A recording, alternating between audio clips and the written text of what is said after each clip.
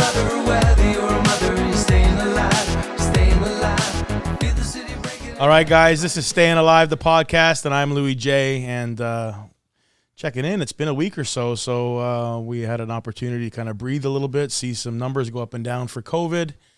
It made me think of some of the things that happen in my corporate life and what happens in my entertainment life, and I couldn't help but think of a good friend that I've worked with over the last couple of years. Well, more than that, actually. Now we've been doing stuff for a while, but I wanted to bring a good friend of mine, Sandy Jobin-Bevans, on the show tonight. Ladies and gentlemen, put your hands together. Yay! Yes, Louie, you know we're friends if you pronounce my last name correctly, and you did it. Well, there you go. Absolutely nailed it. As you know, with these events we sometimes do, my name is butchered constantly. Too much to our delight, though. All the time.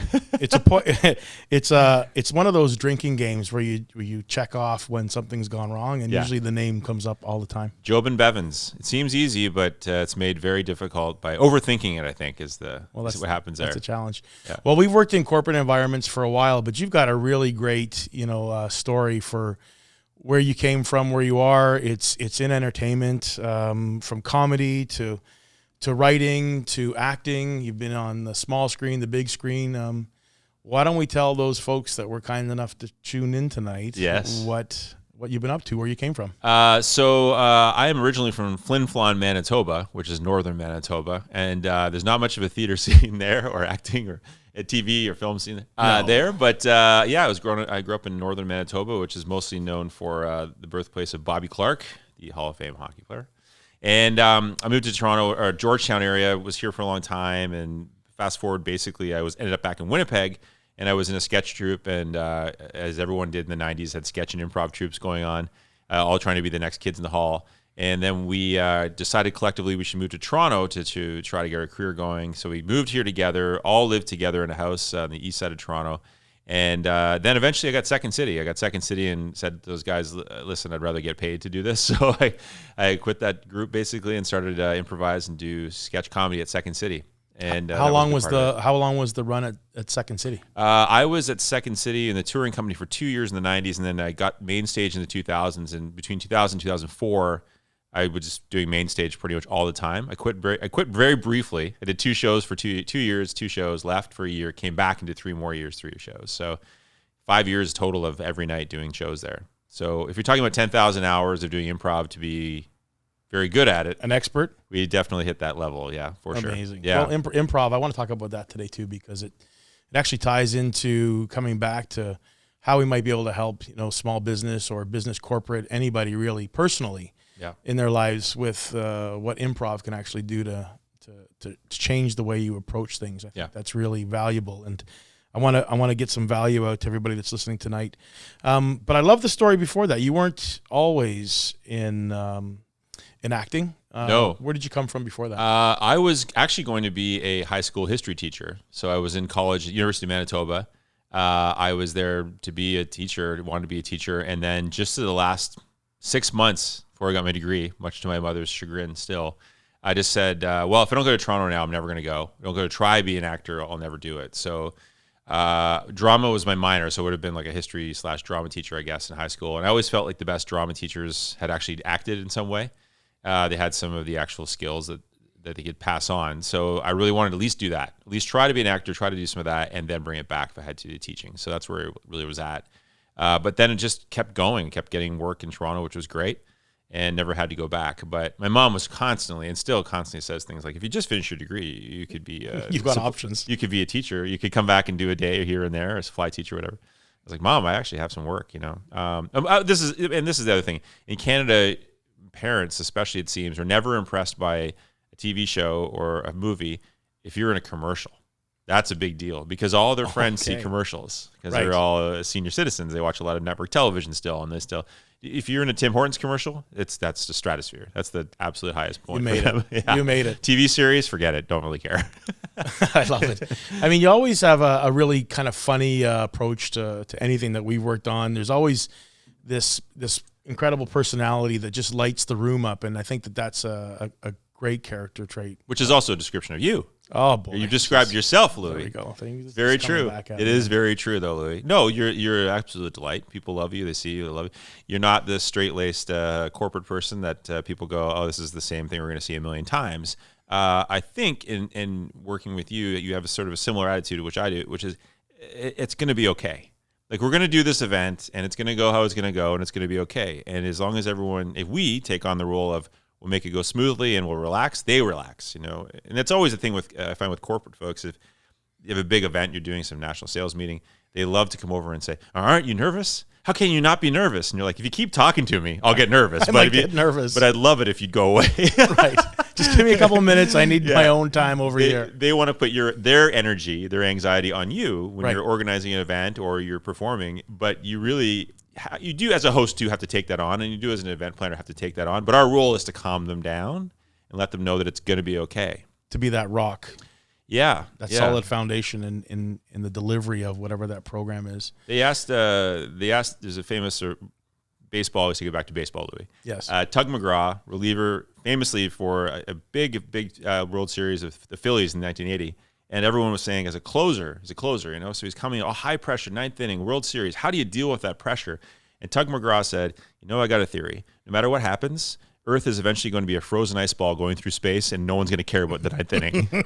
I love it. So in a lot of ways, that's the frozen ice ball theory. It's like, guys, relax. This event is going to be fine, or it's not. But we're still going to be a frozen ice ball. We're still going to be a frozen ice ball. Might not be today, but we're going to get there. Yeah.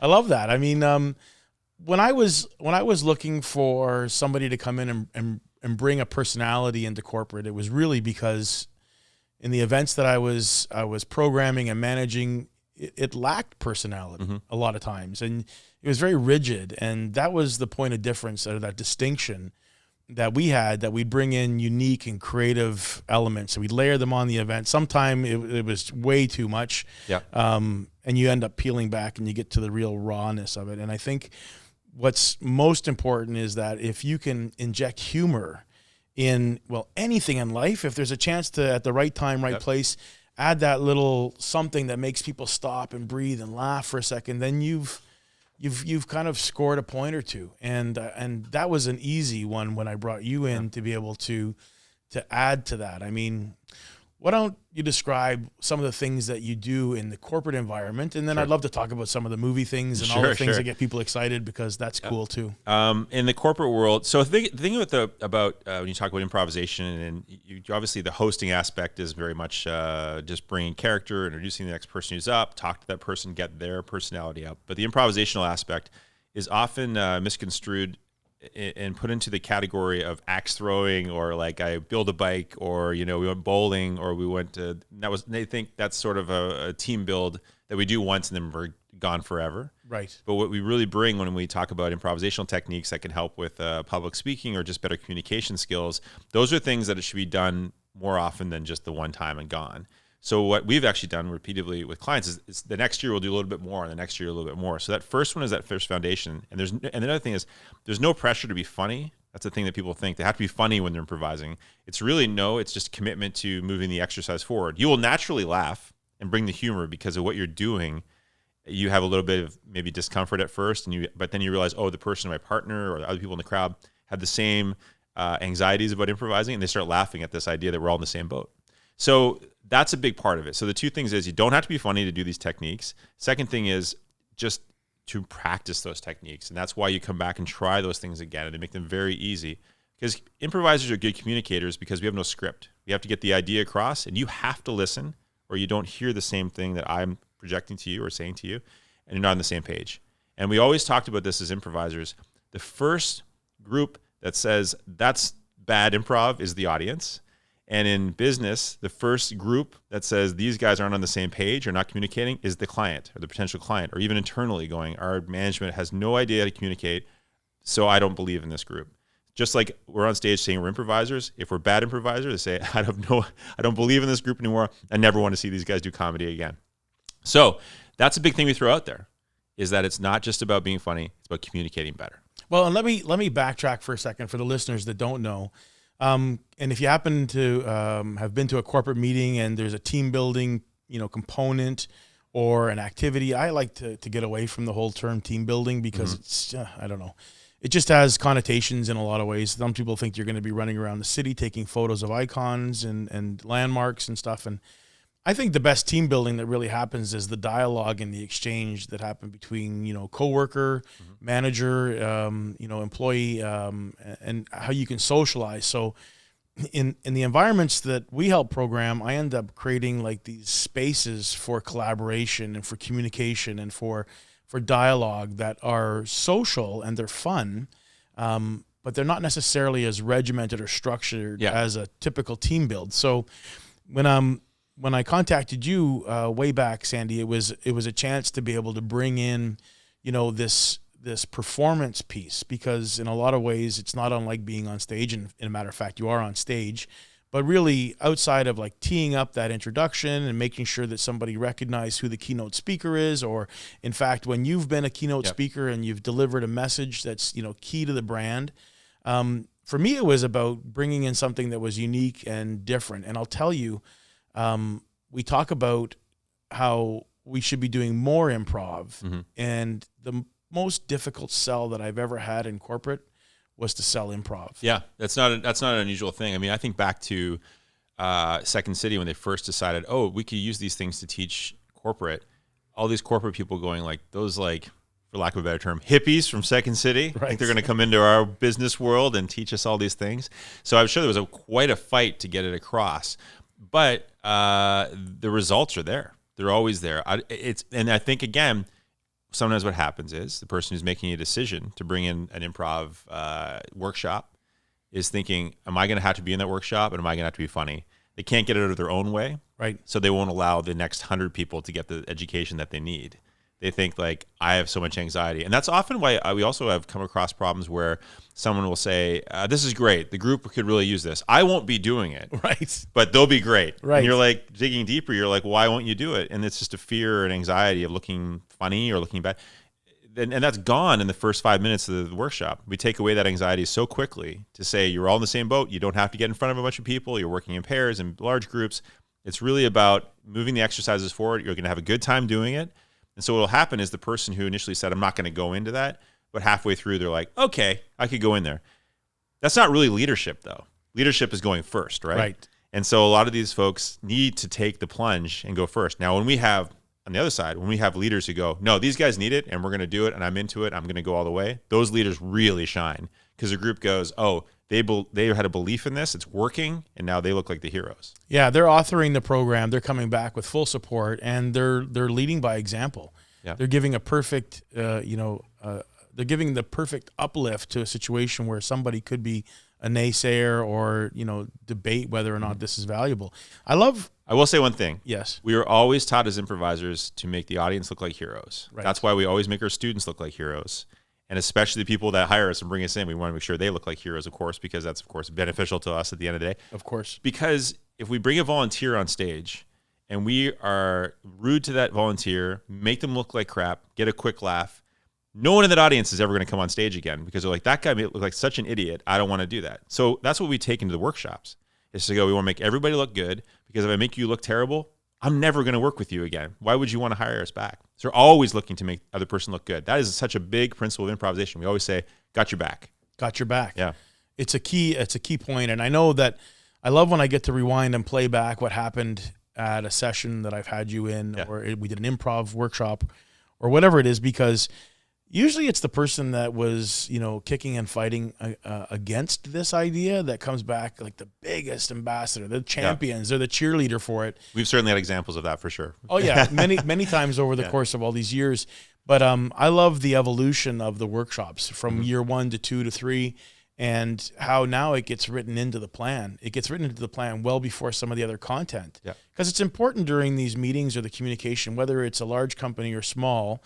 Even in small environments, 20 people or less, there still needs to be this dialogue and communication, and I think the improvement and the skills training that happens from companies that say we want to invest in our teams and our people and ourselves are the ones that are always going to float to the top. They're always going to be one step ahead of everybody else. And so I'm always interested in making sure that those that are curious, we give them something that can actually, fill their boots, as it were. And this is a thing that's totally translated into the virtual realm, into the Zoom, WebEx, whatever realm, has really worked, because now more than ever, you're not just working, you're performing. You're performing. Yeah. You're performing. And now you've got to really step up those skills. You have to be a better listener. You have to, because people know when you check out, and they certainly know when you check out when you turn your camera off. It's a very obvious statement that I may or may not be listening when your camera's off. So if you're going to keep your camera on, how do you stay focused and learn those listening exercises that are huge in improvisation? So we had a lot of experience together pre-COVID, and of course, everything came to a screeching halt.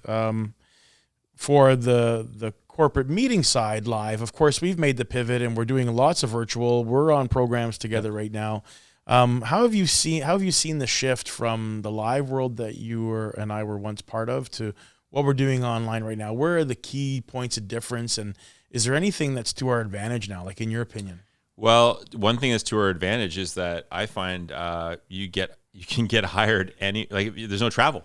So that you're hired anywhere, and then you can do it from your house, obviously, and everyone's coming in from everywhere. And when all those expenses go away, sometimes they bring in more instructors, more hosts, more things, because there's some money to do that. I mean, that's just the financial side of it. Yes. I find that to be interactive, which is very unusual, they're used to having people talk to them or talk at them, but the interactive aspect of the virtual sessions when I'm teaching is amazing. Because people are cameras on, because they're like, okay, I'm engaged in this, and we are more inclined to say, Steve's going to jump on here right now, versus like, okay, I'm just going to talk for an hour and you may or may not be listening. You kind of have to be engaged when someone might just call your name.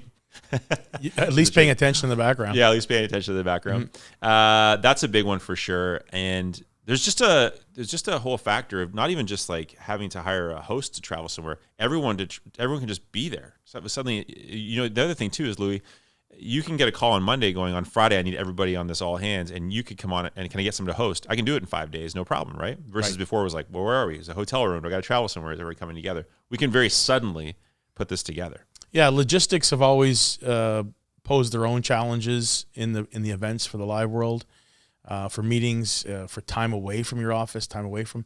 I mean, now we're condensing those schedules that would have been up at 7:30, having breakfast at 8, and then finishing the day at 5. In some amazing resort around the world. Now we're doing it in 90 minutes to 2 hours a day, because we're really much concerned about people's laptop fatigue or Zoom fatigue or whatever it is.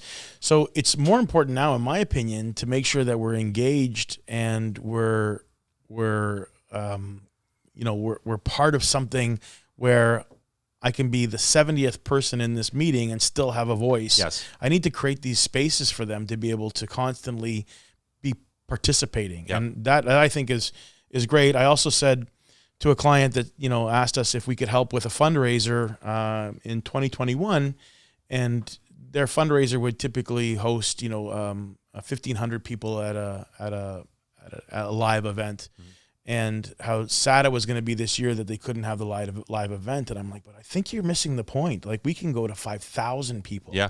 And we can extend that reach, and we can create these really dynamic and fun, engaging moments in this meeting that actually have people walk away going, that was the best thing I've ever had. Mm-hmm. And I'm looking forward to that, because now I think we're all becoming a little more creative in how we perform and how we deliver and how we engage, professionals like you in that space. And, from the moment that they get into that call till, the 2 weeks afterwards when they're reflecting on what was cool about it. I think that's an opportunity for us now to be really creative, and I like that. Of course, yeah. It's an improviser's mindset, though, is you don't look at the limits, you look at the possibilities, right? So it's always looking for that. Yeah, I was gonna say, why don't you give us, like, if I was to, I don't want you to do a workshop, but if I was to say, what am I going to really get out of this, and how can I apply it to my professional life?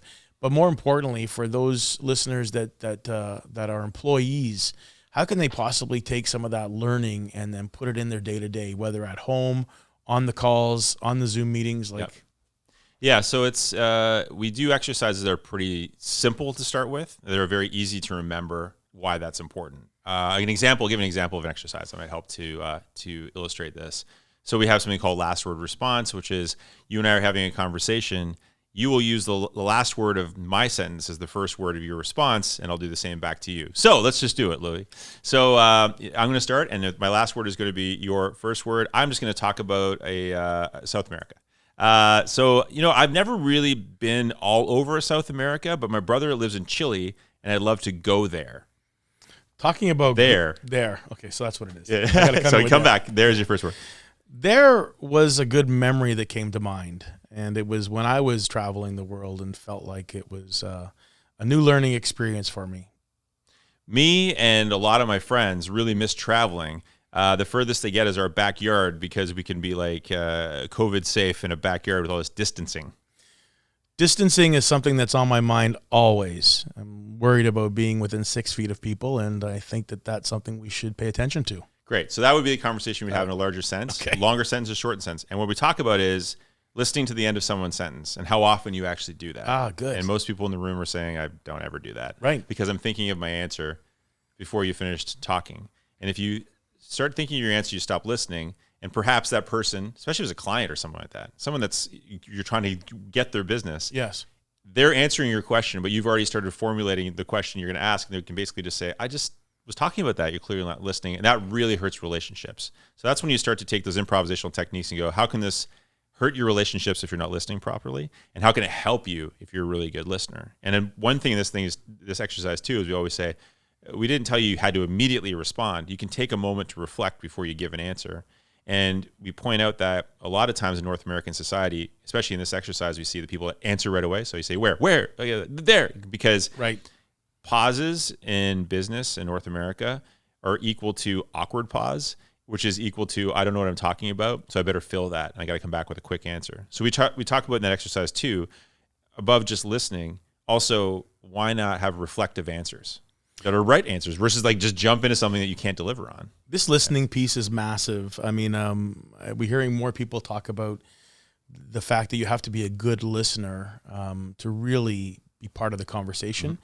And as I recall, that awkward pause, it was early in the advertising career, and one of my clients, really great guy. Like you'd like to spend time with him outside of the work environment, and just his whole world was kind of together. And I remember going into meetings with him or being on a call, and he would always be reflective. He would wait, he would listen, and then there was moments where I thought, is anybody on the phone? Like, this is a little too long of a pause. And quite honestly, it intimidated me. Yeah. I felt like, my God, I got to really put my game on here. Right. And I was worried about my response because his was so methodic. It was thought out, and it was delayed, and it was well delivered. And after a couple of years of us working together, I mentioned to him how I used to get nervous when I was presenting because of the way he responded.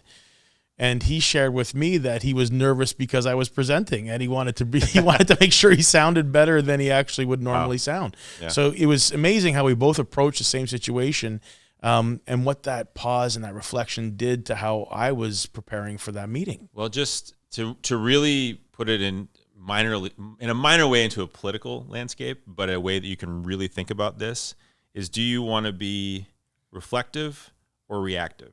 Obama was reflective. Trump is reactive. Beautiful. So when you're watching someone ask a question of Obama, he takes a moment to go, all right, I'm actually going to think, sometimes I'm going to think about that and come back with something, whereas Trump attacks and comes back too quickly and makes statements that make no sense. So that's really where you're at. When you're giving a presentation, always think of that Obama idea, that your pacing is, you can be a little slower and you can think about things. And that person invites also questions and answers. Once Q&As, if someone's very reflective, you're more likely to ask a question to that person. If someone's reactive, you're really afraid to ask because you don't know if you're going to get attacked or what's going to happen. Right. That's a great point. Yeah. Listening, be reflective, pause for a minute, and then come back with something that's meaningful as opposed to just a response. I teach athletes all the time. I've worked with Major League Baseball 15 years, NHL 8 years. These guys, I'm always saying to them to take that pause. If you're asked a question, you don't have to answer right away. You can take the pause.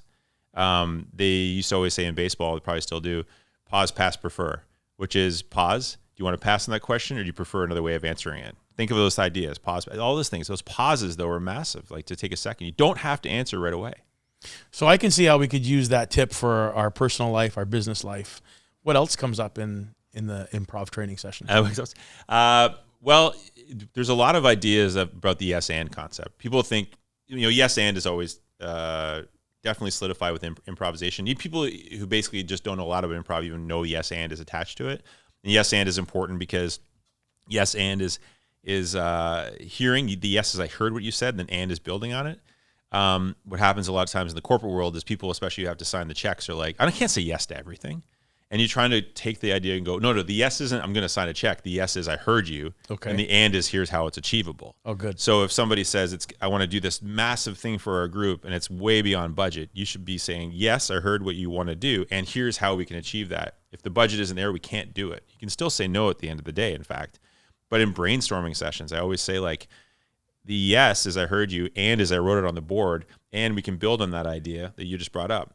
And I always talk about, the person who has the marker with a dry erase board and says, okay, I want to take this group on a vacation or a retreat somewhere. Where are we going to go? And everyone's yelling at ideas like, oh, I want to go to New Zealand. Great. Person writes it on the board. Next person, I want to go to Mexico. Great. Mexico goes on the board.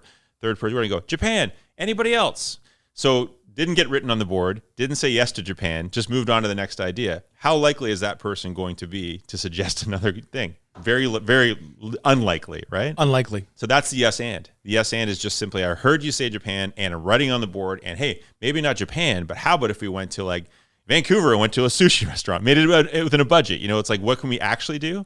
And what I always encourage people with the yes and is just get it all up on the board, get all the ideas out there, then you can go back and go, what's actually reality? Right. Their idea in the head, a little bit of the yes and is just hearing the yes, and that means I just have to do what everybody says. That's not the way that yes and works. That's not the outcome. It's not to be a yes man through the whole piece. No, because it's unrealistic. Yeah, you can't perform like that. But that's a big part of some companies. You'll say, we're going to teach part of this is yes and. They'll say, well, I don't want to hear that because I want to say yes all the time. Right. Like, it's not what it is. Yes and is part. Yes is only part of yes and. That's good. Yeah. I'm thinking about how I can apply that to my personal life. Yes, and honey, I've heard that, and it's going on the board. Yep. That's part. Talk about word choices like should, could is another one. If you're saying you should all the time, people are not going to want to come to you for advice because you're just telling them what they should do. You should do. Could is more collaborative, right? So that's a great one in relationships. If your wife is like, I want to go to IKEA on Labor Day or whatever that weekend is when everyone goes and gets their futon for the college kid, you don't want to go. Yes. You don't want to say, you should go another time. It's more, we could go this weekend, but why don't we go during the week? You're offering solutions, right? Versus just saying this is how it's going to be. Amazing. Just might save a relationship, Louie. I think it will. This is now turned into relationship advice. It's a big part of it. It's not just the improv workshops. It's not just about the advice in the business world. It also can save your personal relationships because it's just communication and listening is just a person skill, not just like a corporate drone job.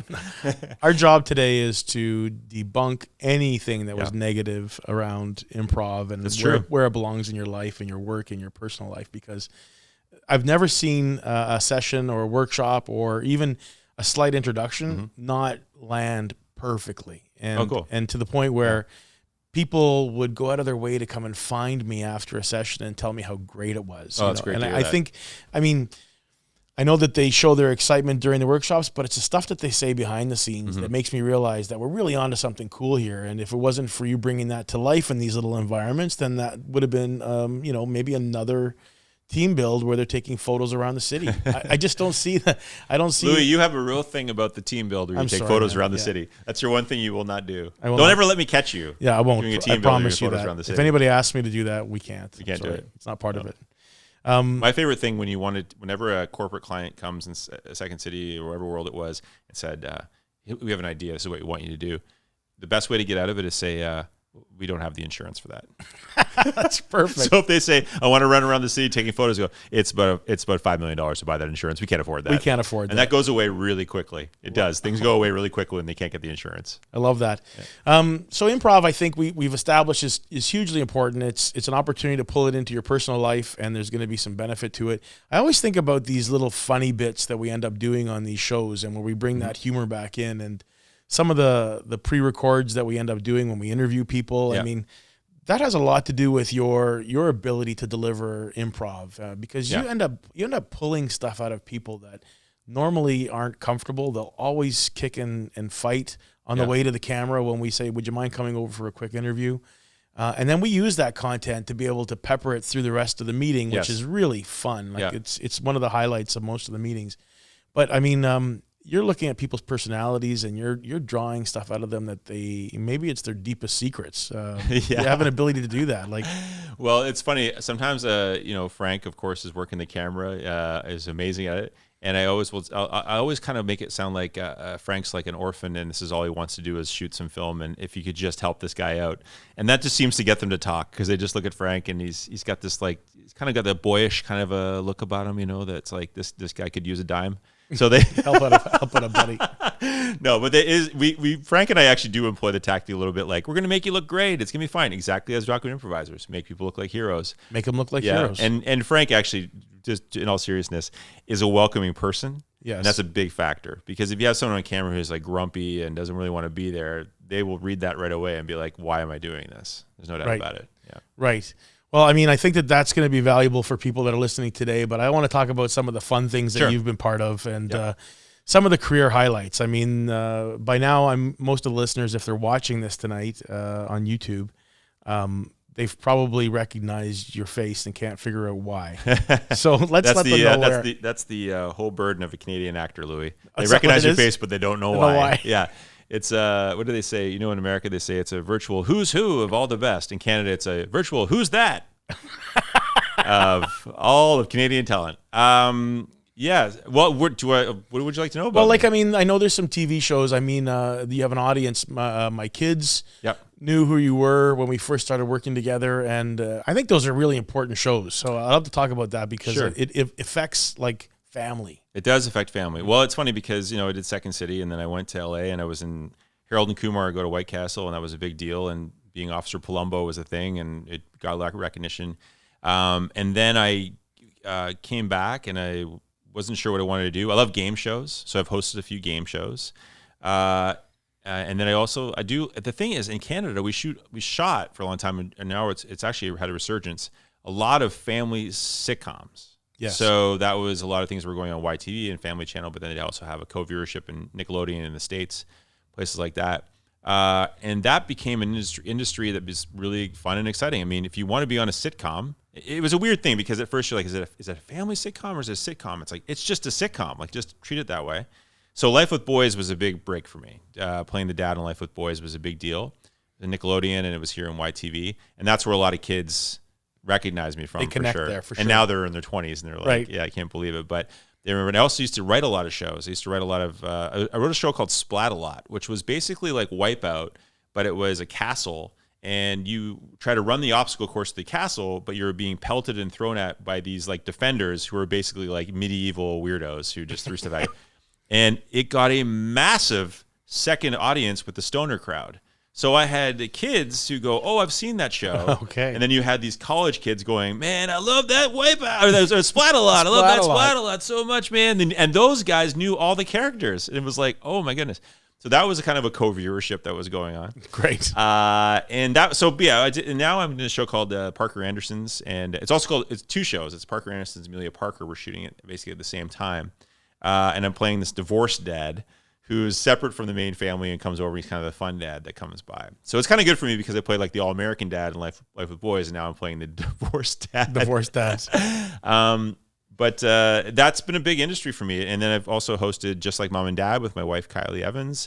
I hosted a show called Deal With It, where we used to mess with people in restaurants. I hosted a show called Great Home Giveaway years ago in HGTV, where we basically had three couples bid on what they think the house was worth, and then we gave away a house. And so I've done a lot of these game shows as well. And I'm a huge game show fanatic. This has been very rough with Alex Trebek passing, because he was my hero. Yeah. Every night, my wife and I have cocktail hour, which is Wheel of Fortune and Jeopardy. From Monday to Friday, 7 to 8 is cocktail hour. If we aren't home, we record it. We recorded it today to watch it tonight, because we are 80-year-old. You're 80-year-olds, right? Basically. You're 80-year-olds. But we, a lot of our friends are like, I get Jeopardy, but Wheel of Fortune? It's like, yeah, sure. Come on, it's classic. But that's really what I love to do, host game shows. And now I love being on these family sitcoms. They're great. And you're right, families watching, the co-viewership is insane. The parents know it, the kids know it. Yeah, I've seen it happen many times, where somebody says, I can't figure out where I know that guy from. Yeah. And then as I look back and I try to help them understand that, I look back at these photos of you from like 100 years ago, and you look exactly the same. I know, it's weird. I don't change. You don't change. It's something in the genes. drinking water. Oh, drinking water, the beer, I think. Yeah, fine. You know what's funny is when I was 18, I looked 28. And then I continued to look 28 for a very long time. But I looked too old. So when I would come and audition for beer commercials, they're like, what's this 28-year-old guy doing with the 21-year-olds at the beach? Right. I'm not going to hire this guy. So I would never get any of those commercials, any of those things. I was just too old. And the first commercial I ever got was for Sears, where I was holding a baby. I was 24. I didn't even know what the concept was. I went to this audition where they were basically just like, okay, you're having fun with some friends and stuff. There was no kids. And then they said, you got this commercial? Showed up to this house, and they're like, okay, so you got the baby. There's a dishwasher in the background. You're kind of walking around. I'm like, and they just handed me a baby. I had no idea what was going on. But those are the kind of commercials they wanted to give me immediately because I looked like a 32-year-old dad when I was 24. So I had a weird thing where I've kind of gone like, I looked like in my 30s, and then I finally got to my 30s, and then I went past my 30s and still looked like 30s, which is okay, right? It's not a bad thing. Not at all. But when I was young, I was like, I want to be in the cool commercials with the girls in the bikinis drinking beers. And it was like, this old guy can't be This guy can't do that. He's not the right mix. Wrong like, demo. He definitely looks like a narc. Right. He looks like he's shown up at this party. Right. And looking way too old. Yeah. Hey, so what's happening now with filming? I mean, I know you just came from the set today. You had a big one-liner. Yeah. One-worder, actually. One-worder. Sorry, Tony. one-worder. Tony was the word. That was the word. So you were there a full day to say the word Tony? I was there for about 7 hours today to say Tony. That's great. That's the world, man. That's the TV and film world. As I always say to my wife, this is the life we've chosen because she's an actor too, and she hates when I say that. But it's she'll be like, I've been on set for 8 hours and I'm just sitting around waiting in my trailer. I'm like, first of all, first world problems. Yes. Second of all, it's the life you chose. So I don't know what to say. If you don't like it. Hey, it's the life you chose. It is. But, you know, she's amazing, too. I've seen her in lots of stuff. Kylie's fantastic. She's a better actor than me. She's in season 7 of Good Witch, shooting right now. As we speak, she's there shooting right now. And so how does that change right now? I mean, the protocols that are in place must be pretty, I mean, you must be going to testing. And We're tested. I'm tested once a week. Kylie's tested 3 times a week. She has to be there Monday, Wednesday, Friday. Even if she's not working, they drive her in to test her on set. So that's a huge part of the process. We have our masks on the whole time. Only the actors can take their masks off when they say action. Is that right? Yeah, even in rehearsals, we were wearing the masks. Just get used to it. Yeah, so you feel like you're... How many cider burps do you want on this camera, on this mic? Is that... What are we up to now? What's the over-under? Too many. Too many? Yeah. I don't drink a lot of cider, Louie. I think you did to me. Well, cider, you know, it's good for you. I disagree. Yeah, you're right. You could be right. Anyway, I was thinking about the challenges that you guys are all going through right now, like any other business. I feel so bad for the crew. That's right. The crew is working so hard in these masks all day, these visors, the whole bit, these glasses. They're doing everything under these masks. They don't take them off. The crews work hard as it is. They're amazing. They just make it happen. They just do, you know. And we all ran away and joined the circus because we want to do it. And so we're willing to go to work and wear a mask for 12 hours because we want to do it. Yeah. Like every crew member wants to do it. So they just do it. And most people would go insane just going like, I don't want to wear a mask for 12 hours, sweating and all that. So yeah, it's actually... hats off to those guys all the time. I would say the same. We've got our crew on this side for this business. They're enduring that change in life and the way they operate. It's not what they planned. It's not what any of us planned.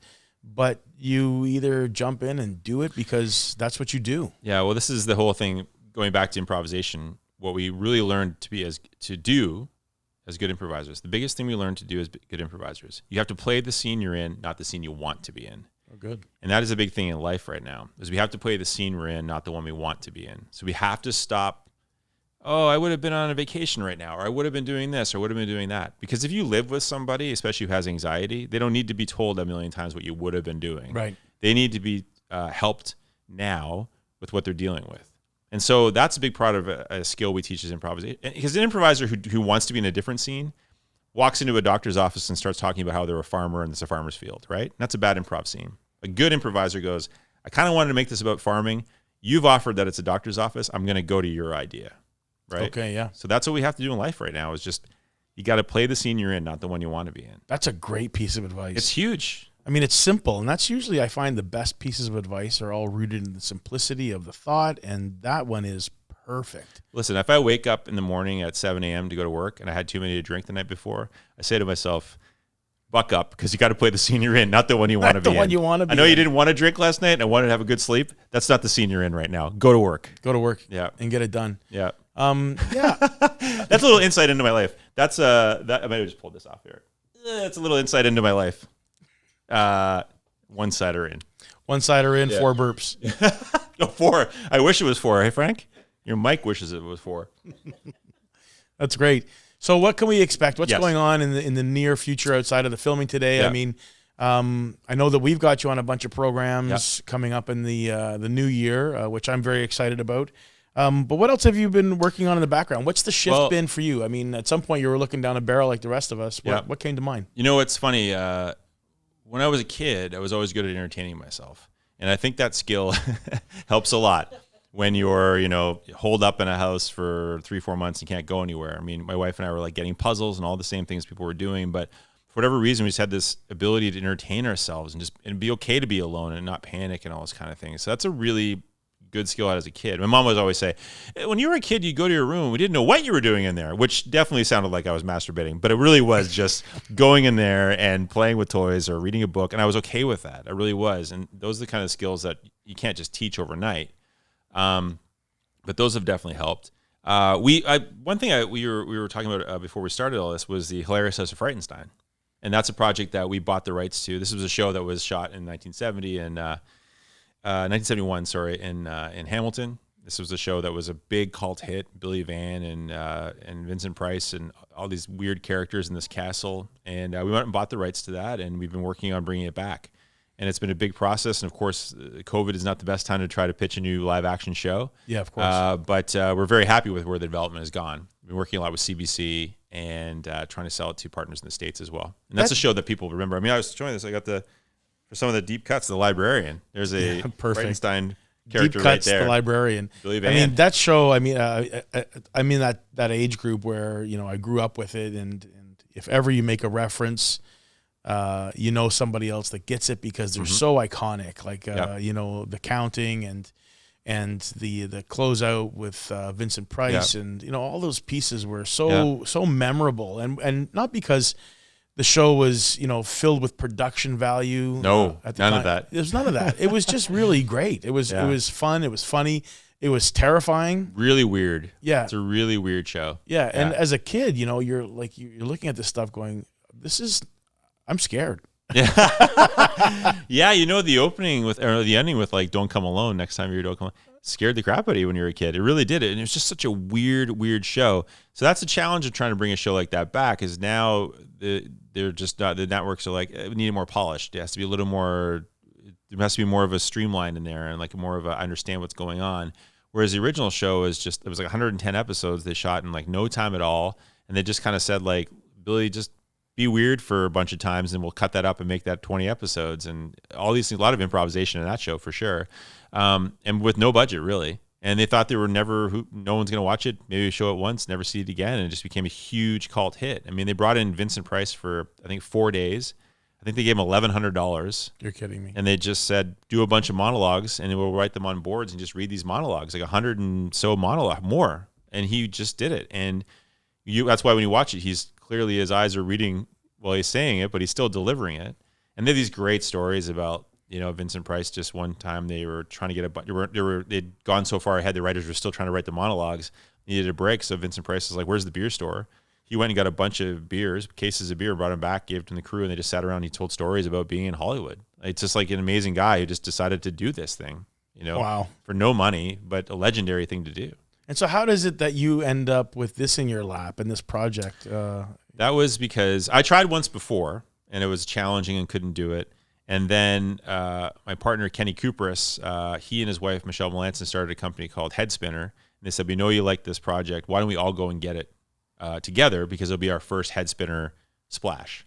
And that's how it all became. So Mitch Markowitz, who was originally on the show as Super Hippie, and a couple other characters, he had the rights. And so he decided to come in a partnership to try to get it back. That's great. Yeah. And that was a whole other story. Mitch is a character, and that was a whole other story getting those rights. But so far, so good, at least that we were getting somewhere.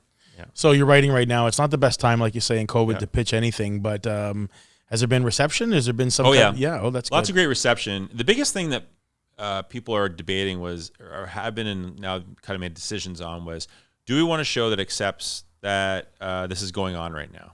So you see big shows like This Is Us and The Good Doctor and all that stuff. They are in COVID times wearing masks. They've embraced it. But the shows that they feel will go to heavy syndication or be a kid's show that you shoot a bunch are saying we don't want to have that at all. 5 years from now, we don't want to see people wearing masks and all that kind of stuff. The show I'm working, the kids show I'm working now, not talking about it at all. Right. So definitely people were debating that. I think for Frightenstein, they would definitely not want to have masks because it's if they see that show showing for 20 years and it would just be weird 20 years from now going, it seems so dated that Right. people are wearing masks. That's the weird thing that's going to happen to us is 10 years from now, it's going to be so dated to see an episode about being in COVID. Yeah, and I've been asked to do a couple of radio interviews in the last couple of weeks, specifically related to the business and the community that I'm in. And the conversations are always the same. So what did you do? What did you pivot? How did you? Yeah. And I think at some point, we just got to talk about what we're going to do moving forward, and not worry about what happened in the last 6 months or 8 months. Although that I think is topical and people are interested in it now. At some point, the interest is going to fade. I just want to know what's going to happen, next, and what can I look forward to. And that's the kind of conversations that I want to start having, because I think people are interested, and I think we can play the rewind button as much as we want. But the reality is that the more forward-facing we're looking, the more driven we are to go this direction, the better chance we are to get there. So the one joke I want to go away forever is like when someone's on a Zoom call and they're like, "Hope you're wearing pants." I feel like if we could just have a thing happen where if someone's on a Zoom call and they go, "Hope you're wearing pants," they just explode. It's like you can't say that anymore because you will explode, and everyone kind of goes, "Okay, that's the one thing we can't do." That's a big one. And also like, hey, you don't have to be the person who screams, "You're on mute," immediately. Like just a moment extra. Yes. Just a moment extra would be nice. And because everyone's anxiety is so high, they don't also need the anxiety of like, "Oh my God, I better not be on mute," or Dorothy from accounting is going to scream, "You're on mute." You're on mute, and everybody screams you're on mute. Oh my God, just an You're extra on mute. minute. You're on mute. Extra minute. Even an extra moment. I mean, eventually if someone's talking for an extended 5-6 seconds, you got to help them. Yes. But man, just like everyone relax and just like, let it just be Dorothy. Just be. Slow down, Dorothy.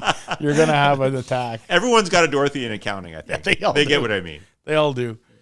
Well, man, I loved getting the chance to wrap tonight, talk about some of the things you've been up to. I knew that it was going to be hugely valuable for anybody looking to see about that improv and the fear that they have behind that word and trying to, pull some of those pieces into their own lives. Mm-hmm. But I think you've done a lot to help people understand and gave some little, tidbit information I think that can help.